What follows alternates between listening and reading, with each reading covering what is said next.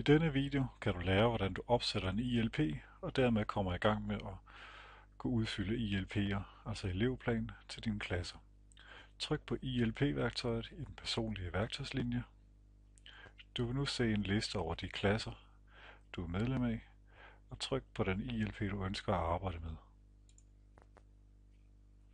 Det første vi skal gøre er at opsætte en ILP. Tryk derfor på opsæt. Du vil se forskellige evalueringsemner. I fronter er det samme som et fag. Hvis du kører lidt ned på siden, kan du nederst sige tilføje emne. Skriv nu navnet på det fag, som du vil arbejde med. Tryk et sted uden for boksen, så gemmer fronter automatisk det, du har skrevet. Det næste vi skal gøre er at tilføje en elevgruppe. Tryk derfor på Organiser emnegrupper. Her ser du navnet på den klasse, du vil arbejde med. Tryk på Vælg alt. Så kommer de herover til højre, og tryk dernæst på Gem. Vi er nu klar til at gå i gang med at skrive, men inden vi kommer så langt, læg lige mærke til den lille checkbox, der sidder herude.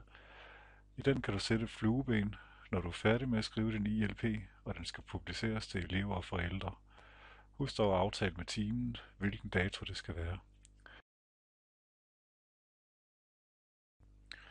Til sidst skal du være opmærksom på det lille røde kryds ude til højre. Her kan du slette den ILP, du netop har oprettet. Du vil dog blive spurgt, om du virkelig ønsker at slette, inden du gør det. Men ellers er du klar til at gå i gang med at udfylde din ILP. Så kør op for oven igen i vinduet og tryk på Udfør. Du er nu klar til at gå i gang med at skrive.